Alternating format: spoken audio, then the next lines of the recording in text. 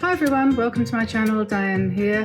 As you know, what we do here is enjoy painting and have fun. So today I'm going to have some fun and use my cat's tongue brush, which is one of our set. I haven't mentioned this for a while, but I've just suddenly thought I should mention this because this set of brushes, which we produced with Craftamo, is on sale at the moment. They've got 10% off. And we're down to the last few. I think there's only about 40 sets left, which are going to be selling really quickly in the next little while. So if you are interested in this set, which is a lovely set, and a lot of people have said how much they've enjoyed it. Some people have said they love it so much that they haven't been able to even start using the brushes yet, just like me. They're still in their little plastic hats to keep them nice and safe. And they haven't used them. But if you're looking for, a lot of people when they start painting, they start off with a couple of brushes of this kind of size. This is a number 9 round, and probably chances are, if you're anything like I was when I first started, you start off with a couple like this, a couple of rounds. This is a 5 and a 9, and you might lash out and go crazy and get yourself a small flat like this for painting backgrounds or skies and things like that. But generally speaking, what you don't do at the beginning, because they're so much more expensive, is you don't tend to buy these big ones. So when I designed this set for Craftamo, I decided that that's what I would do. I would opt for saying, okay, well, you're not a baby beginner anymore, so we'll go for brushes that are all a little bit different, and something that you actually will benefit from if you want to carry on with your new hobby of watercolor painting. So I went for a long round, a small one, which is a size 4, and this is basically what they call a rigger or a liner. And this brush is for doing calligraphic marks on your paintings, lines, thin lines, and if you wanted to do things like telegraph wires or whatever they call them these days, cables in the sky, anything like that. Very good for thin lines. So that was that one. Then this one is a longer round than the average. I know it doesn't look much different, but it is a little different. And that gives you much more flexibility when you're doing your leaf strokes and your branches and things like that. So that's really nice.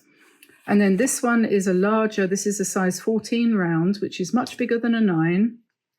And this is also a great one if you want to cover a large amount of paper fairly quickly. Then this brush is ideal for that, but it has a very, very good point. It comes to a very good point, and so I'm not going to get that back in there.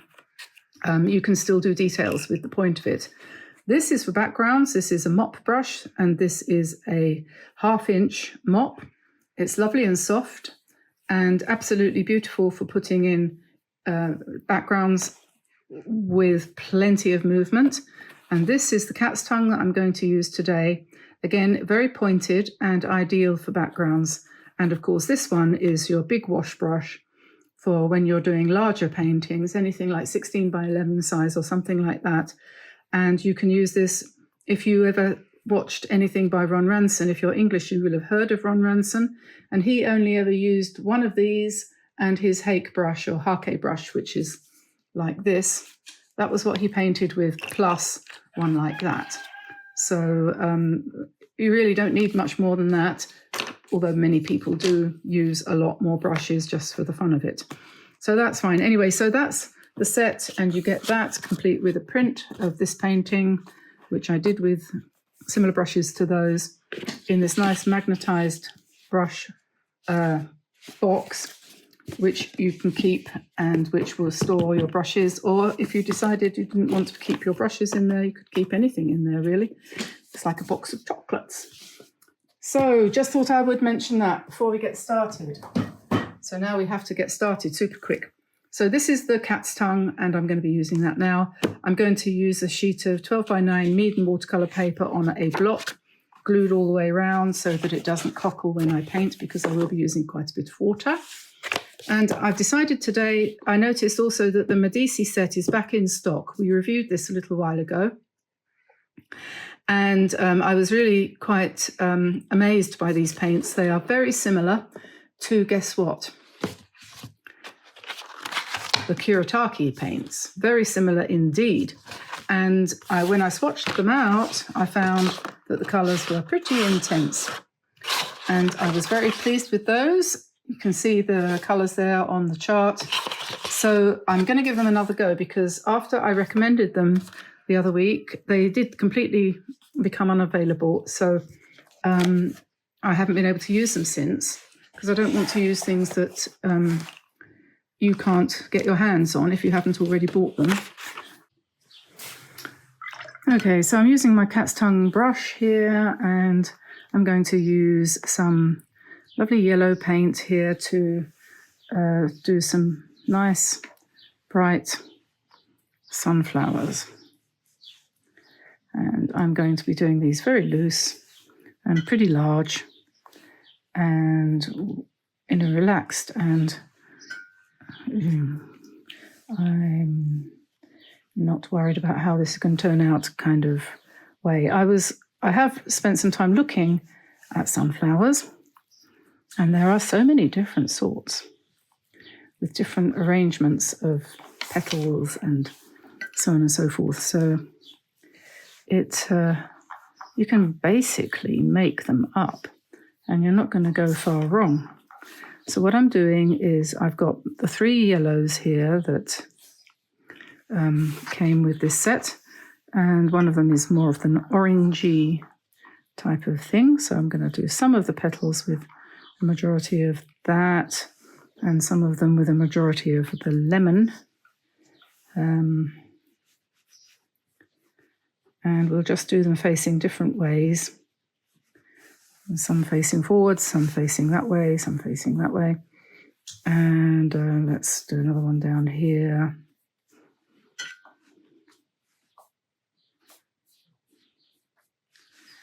And maybe another one here.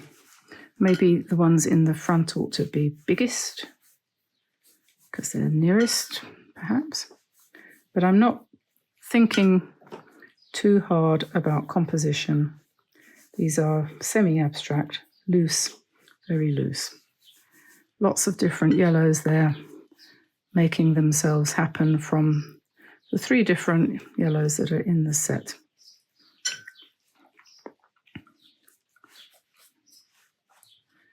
And they obviously need nice centers. I think I might put a bit more up here as well. We'll see how this goes. So then perhaps we might want to go on to the greens a little bit.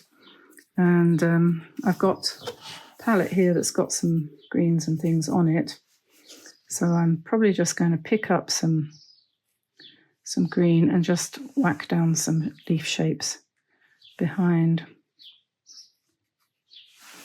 the sunflowers like this a little bit.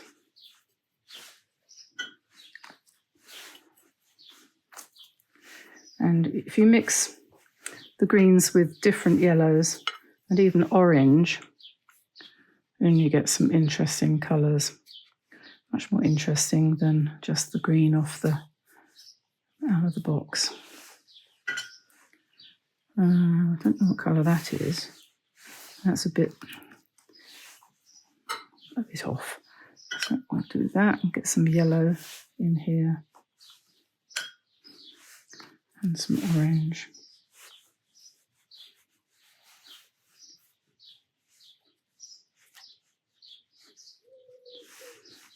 And it does want to be a bit darker actually, I think. So maybe we'll use a bit of the phthalo blue. Or also phthalo green. Oh no, that's definitely blue, yes. So I'm going to stick some of that in here and there.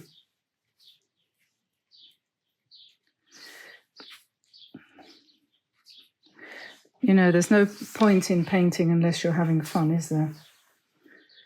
And to me, personally, being the type of person I am, I don't enjoy being too careful about things. I'm a bit of a slapdash kind of person, really. So consequently, this is what we find. yeah, the leaves tend to bend, don't they, a bit? Sunflower leaves like this here.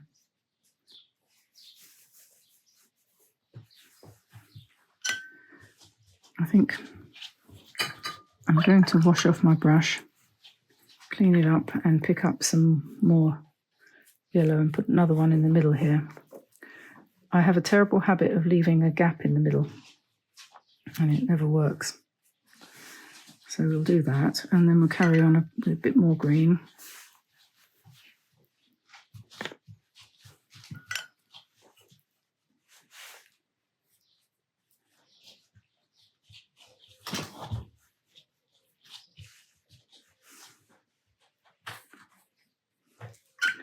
And perhaps add some yellows.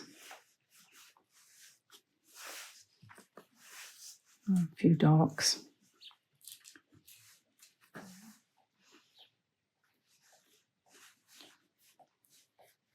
going to do the centres, I think, in a minute.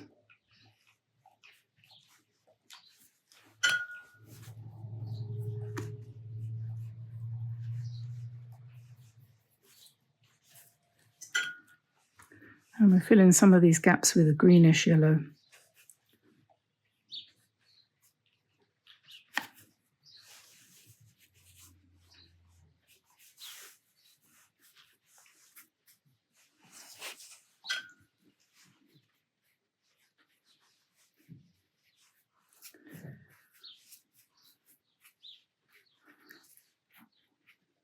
I think I've run out of things to say. I'm being a bit quiet today.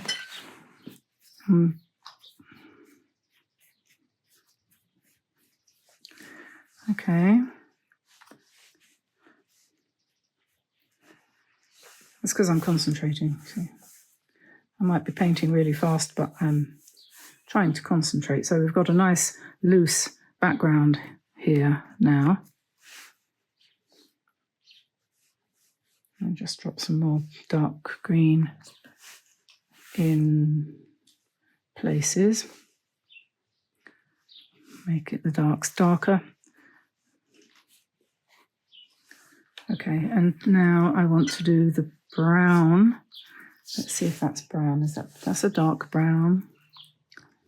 And I need a bit of black, I think. So, what does the center of... Well, they vary, don't they? Sometimes they're brown, sometimes they're black, sometimes they're green.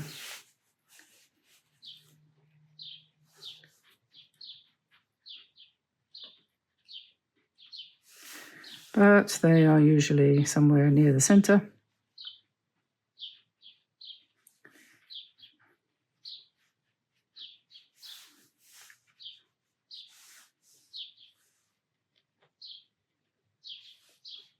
Okay.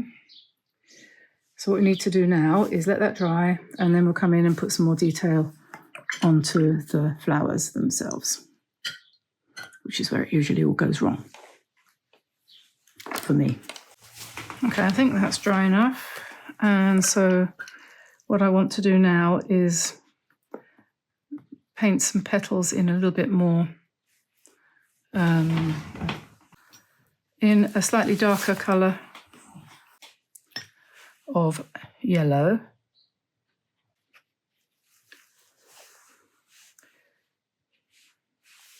And perhaps the orangey colour near the centre.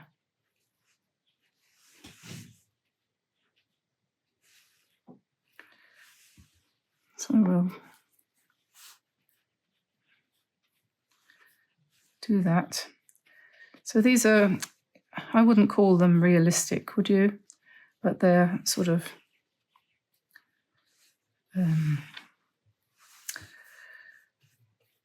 not abstract.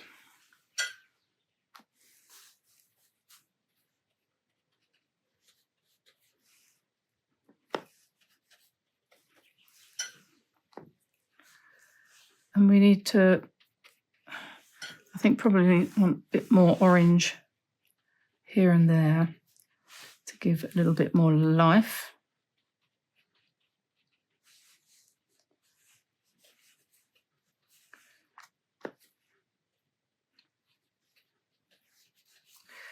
I like when I get in the right mood, I like to paint my flowers as if they were alive.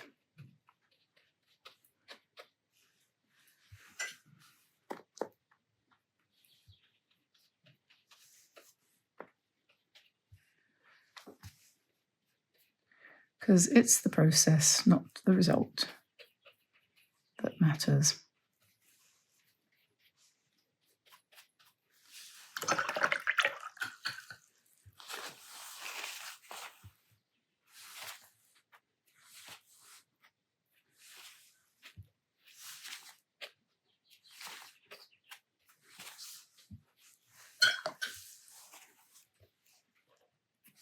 Not too much orange.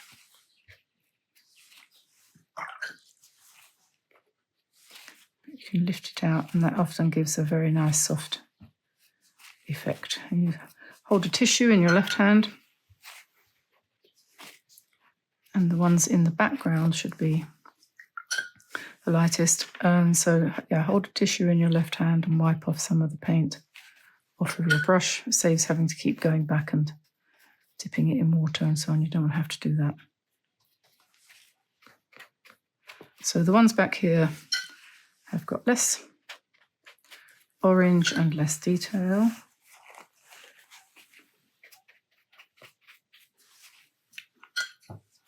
Ones in the front a little bit more. I'm going to flick out a bit. Okay, and then the centers. Well, first of all, this one here is too light. But the others probably could do with some lightening. And I'm going to try and do it by lifting out. So I'm going to wet that area and stamp.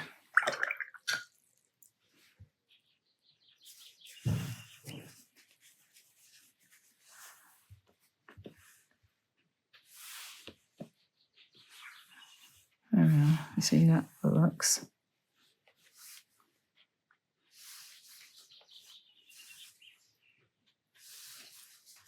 So I've got little bits of dark and little bits of light. And then we could come in with some really dark greenish brown.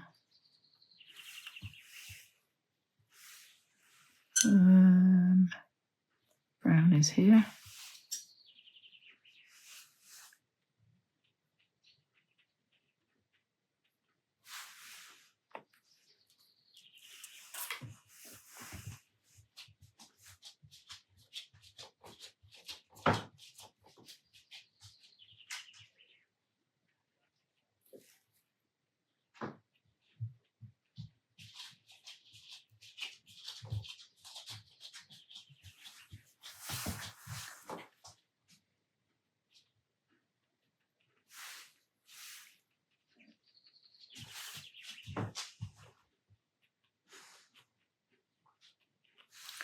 So we just want a textured center, dots.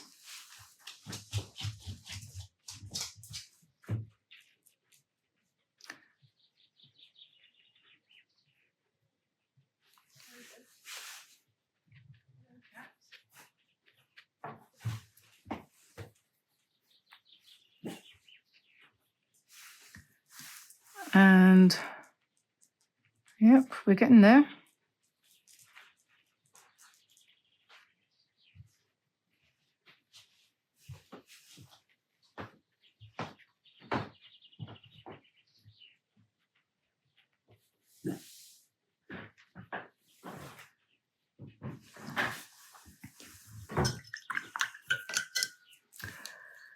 Okay, so maybe then perhaps we just want to put in a few, if I can find the right color, a few lines going towards the center of the flowers like this. And if it drags out some of the brown from the from the centre of the sunflower, that's probably a good thing. But if it doesn't matter. Don't lose any sleep over it.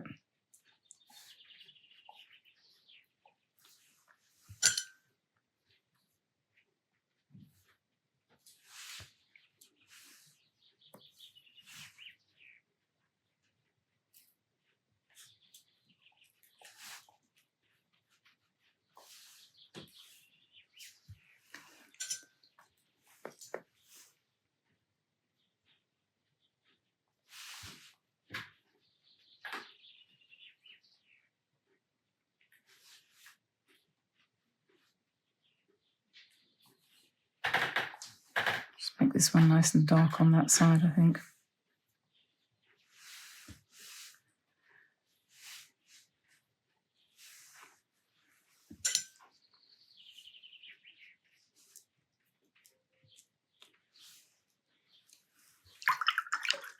Okay, then I suppose really the last thing that we want to do is to come into the leaves and put a few veins in down there.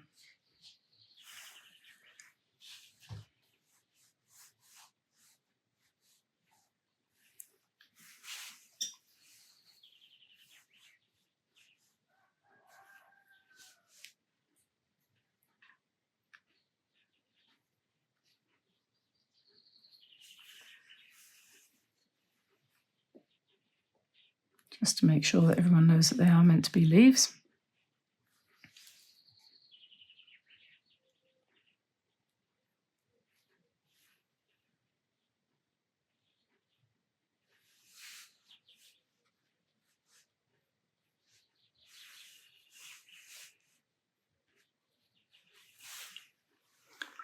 Probably don't want too many of them though, do we? And of course, for those of us who are not very good watercolour painters, this is the point at which you look at your work and you say to yourself, I think it probably would look better if I cut it up and made it into bookmarks. No, just joking. If I went over it with some pen to give it a bit more definition, where my painting skills have failed me yet again. But I'm not going to do that today. I'm going to leave it as it is and call it loose sunflowers. If I can remember what they're called, that would help. And I'm going to put in some nice bright pops of orange for the fun of it. And then I'll let it dry. And then maybe come back and do a bit more to it later, because sometimes the first time round, I haven't painted these for a while, probably more than a year, because it hasn't been sunflower season, has it? But yeah, so you wait for it to dry a little bit, and then you can start to see the petals forming their shapes a little bit. And then you can kind of enhance them a bit. But I don't want to put orange all over it, just in the front. Okay, and I don't want to do all of them to the same extent, just a variation. And just parts of them.